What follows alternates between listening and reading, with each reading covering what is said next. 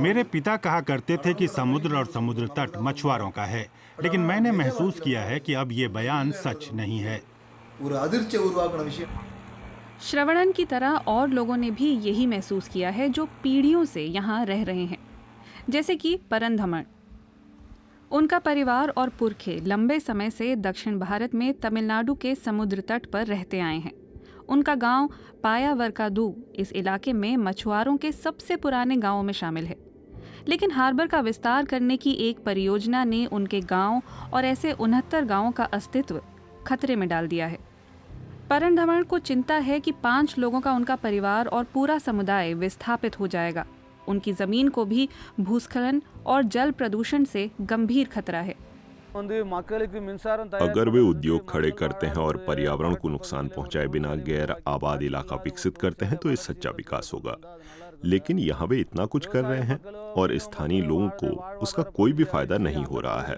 एक कंपनी या इंसान के फायदे के लिए वे 50,000 लोगों की रोजी रोटी की बलि चढ़ाने को तैयार हैं। गांव से 10 किलोमीटर दूर भारत की एक बड़ी कंपनी अदानी ग्रुप ने हार्बर के विस्तार की 400 अरब रुपए की योजना की घोषणा की है। कंपनी का कहना है कि यहाँ कारोबारी नौवहन रास्तों का विकास किया जाएगा। अदानी ग्रुप ने राज्य सरकार से जमीन का अधिग्रहण किया है। सरकार के रिकॉर्ड में इस इलाके को गैर रिहाइश वाली बंजर भूमि बताया गया है। कई पीढ़ियों से वहां रहने के बावजूद मछुआरा समुदाय इसे औपचारिक रूप से साबित नहीं कर सकता। हमारे बुजुर्ग और पिछली पीढ़ियों के लोग मौखिक करार किया करते थे। जमीन और उसके हक के बारे में भी समझ मौखिक ही होती थी। लेकिन इस तरह के जुबानी कॉन्ट्रैक्ट अब कोई मायने नहीं रखते।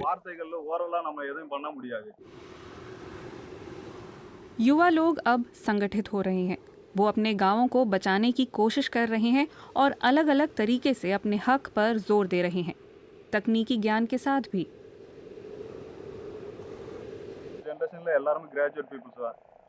नौजवानों की नई पीढ़ी जो ग्रेजुएट है, उन्होंने जीपीएस सिस्टम इस्तेमाल करना सीखा है और अब नक्शे बना रहे हैं कि इलाके की जमीन का कैसे इस्तेमाल हो रहा है।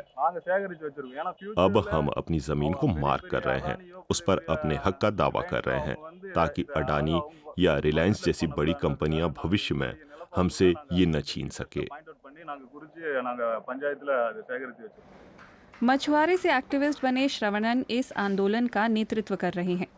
जब मछुआरों का समुदाय जीपीएस की मदद से अपनी जमीन की निशानदेही कर लेता है, तो श्रवणन उसे सरकारी नक्शों और ऐतिहासिक रिकॉर्डों से मिलाते हैं।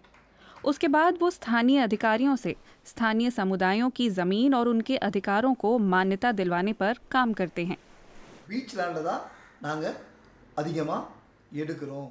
मैंने मैपिंग के बारे में सुना कि कैसे उनका इस्तेमाल अंतरिक्ष और जमीन के इस्तेमाल के बारे में बताने के लिए किया जा रहा है। मैं फौरन अपने गांव में आया, सबको इकट्ठा किया और बात की कि कैसे अपने इलाके की नक्शेबंदी करें।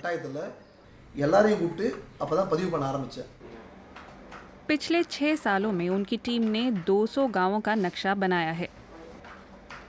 उनके प्रयासों के कारण एक बिजली घर को बंद करना पड़ा।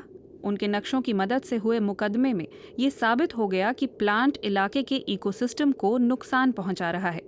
उन्हें उम्मीद है कि हार्बर के विस्तार के मामले में भी ऐसा ही होगा। सिर्फ स्थानीय लोग ही उस इलाके को अच्छी तरह जानते हैं। सिर्फ वही इलाके के पर्यावरण और खुद को बचा सकते हैं और हीरो बन सकते हैं।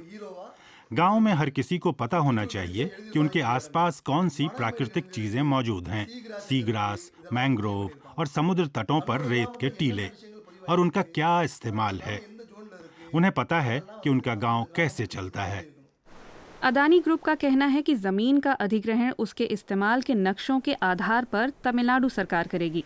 यहाँ रहने वाले समुदायों को उम्मीद है कि इस प्रोजेक्ट की मदद से उन्हें उनके रहने की जगह मिलेगी, उसे सरकारी मान्यता मिलेगी। ये हार्बर के विस्तार के खिलाफ उनके हाथ में कानूनी साधन बनेगा। मेरे पिता कहा करते थे कि समुद्र हमारा है, हम मछुआरों का। कम से कम अगली पीढ़ी तक जब मेरे बेटे या बेटी का वक्त आएगा, मुझे उम्मीद है कि पिता की कही बातें सच साबित होंगी।